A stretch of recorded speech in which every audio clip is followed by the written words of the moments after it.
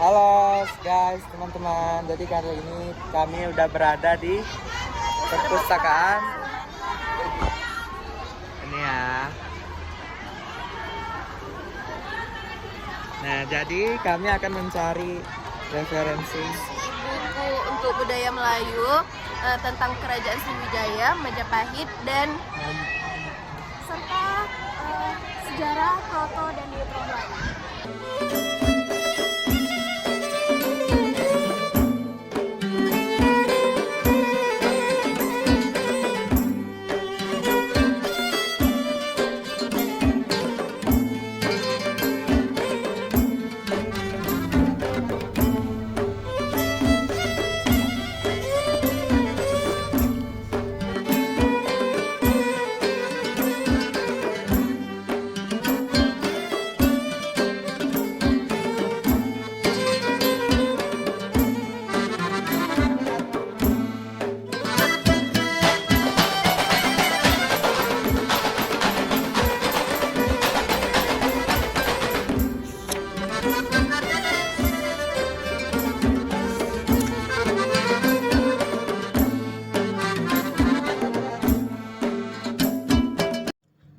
Jalan bergaya penuh sensasi saat berdiri terlihat seksi. Sebelum saya memulai presentasi, ada baiknya perkenalan diri.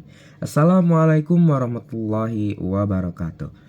Halo teman-teman semuanya, perkenalkan saya Aditya Taufikur Rahman dengan NIM 24031111051 dari Prodi S1 Statistika, jurusan Matematika, Fakultas Matematika dan Ilmu Pengetahuan Alam, Universitas Riau.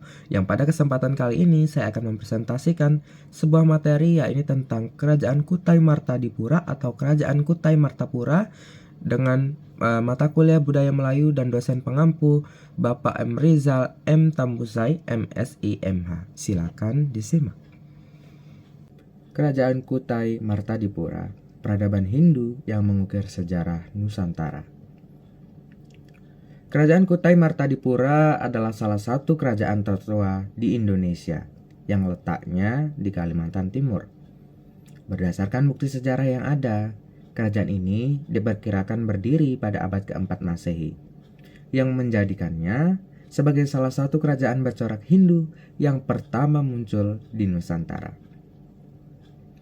Pusat pemerintahan Kerajaan Kutai Martadipura terletak di Muara Kaman, yang saat ini merupakan bagian dari Kabupaten Kutai Kartanegara.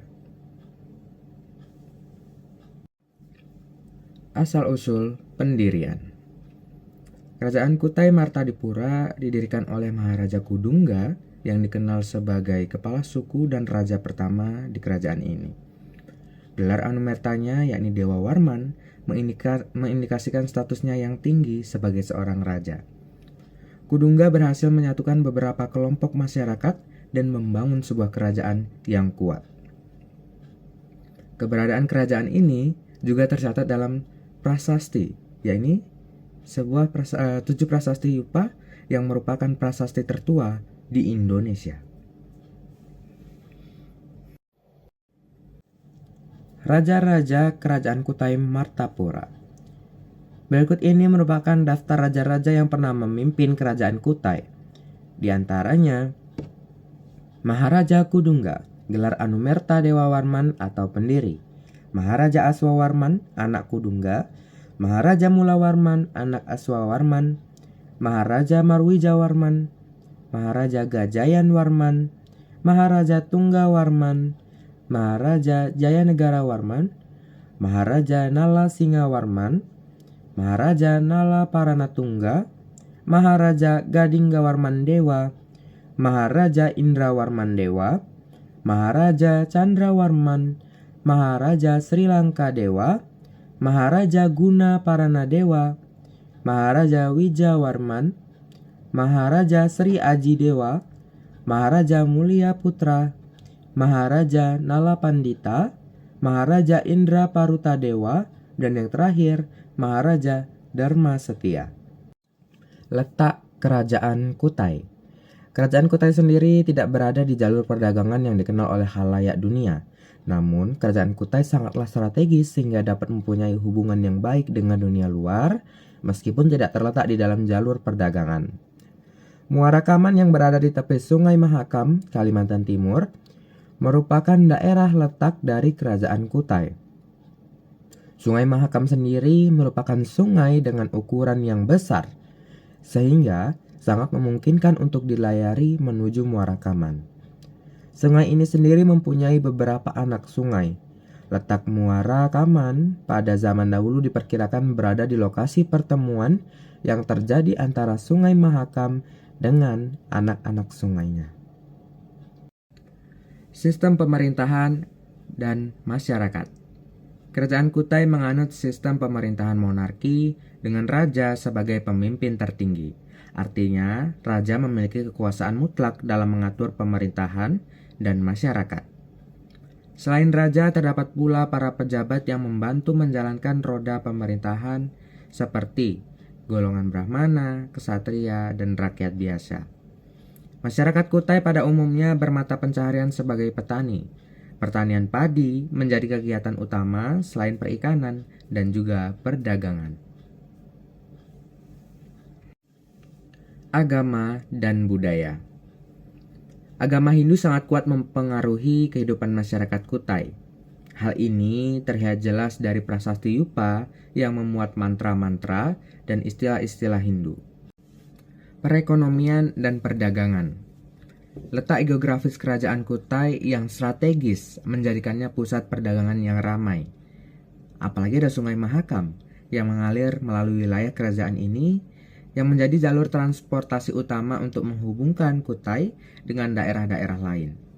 Selain pertanian, masyarakat juga melakukan perdagangan dengan daerah-daerah lain, baik dari dalam maupun dari luar Nusantara. Barang-barang yang diperdagangkan pun bermacam-macam, seperti rempah-rempah, hasil hutan, dan hasil pertanian. Sistem perekonomian tapak lapan. Sistem perekonomian tapak lapan merupakan konsep ekonomi tradisional yang dianut oleh masyarakat Melayu, yang mencakup berbagai jenis pekerjaan. Berikut adalah 8 jenis pekerjaan yang termasuk dalam sistem tapak lapan. Yang pertama, berladang atau pertanian, yang merupakan menanam padi atau tanaman pangan lainnya. Kedua, berkebun, yakni menanam tanaman keras seperti kelapa, kopi, dan cengkeh. Yang ketiga, beternak, yakni memelihara hewan untuk kebutuhan daging dan produk lainnya. Yang keempat, menangkap ikan, yakni memanfaatkan sumber daya perairan untuk mendapatkan ikan.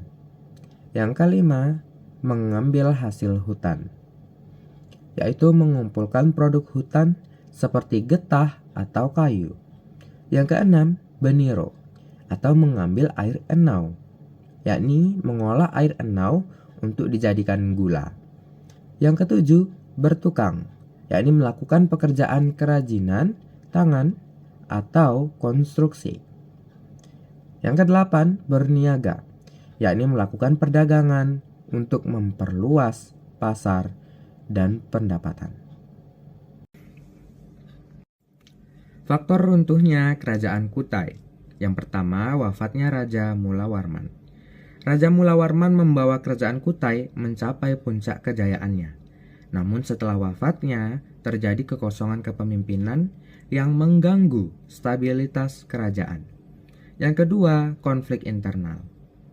Setelah Mulawarman, terjadi pergantian pemimpin yang cepat, menyebabkan ketidakstabilan dan perselisihan di dalam kerajaan. Yang ketiga, serangan dari Kutai Kartanegara.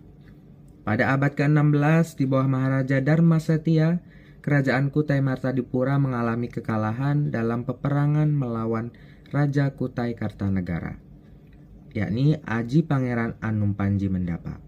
Pertempuran ini berakhir dengan ditaklukkannya Kutai Martadipura. Yang kekalahan ini mengakibatkan perubahan kekuasaan dan nama kerajaan yang menjadi Kutai Kartanegara ing Martadipura, sehingga kerajaan Kutai Hindu runtuh dan berganti menjadi Kesultanan Islam. Prasasti Yupa, bukti keberadaan dan kejayaan. Salah satu penemuan arkeologis yang paling penting yang berkaitan dengan kerajaan Kutai adalah Prasasti Yupa. Prasasti ini terbuat dari batu tegak yang berisi tulisan dalam bahasa Sanskerta dan huruf Pallava. Isinya memuji kehebatan Raja Mulawarman yang merupakan anak dari Kudungga yang telah melakukan berbagai upacara keagamaan dan memberikan sedekah dalam jumlah besar, yakni dia pernah memberikan 20.000 ekor lembu kepada Brahmana. Prasasti Yupa tidak hanya menjadi bukti keberadaan kerajaan Kutai, tetapi juga menunjukkan tingkat kecerdasan dan kemajuan peradaban pada masa itu.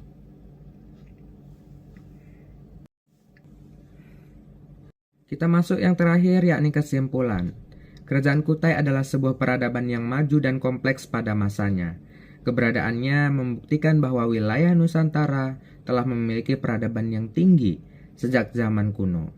Meskipun banyak misteri yang masih belum terpecahkan, namun peninggalan-peninggalan sejarah yang ada telah cukup membuktikan kejayaan kerajaan Kutai di masa lalu. Juga meskipun kerajaan ini akhirnya runtuh, warisan sejarah dan budaya yang ditinggalkannya tetap menjadi bagian penting dari identitas masyarakat Kalimantan Timur. Baiklah teman-teman, sekian presentasi saya mengenai Kerajaan Kutai Martadipura. Apabila ada salah kata, salah pengucapan, saya memohon maaf sebesar-besarnya. Ambil baiknya dan buang sisi buruknya. Sebelum saya tutup, saya akan memberikan sebuah pantun. Elok mawar di tepi jalan, indah warnanya menyentuh hati. Sekian presentasi yang saya sampaikan, semoga dapat bermanfaat dan menginspirasi. Wabillahi taufiq wal hidayah. Wassalamualaikum warahmatullahi wabarakatuh.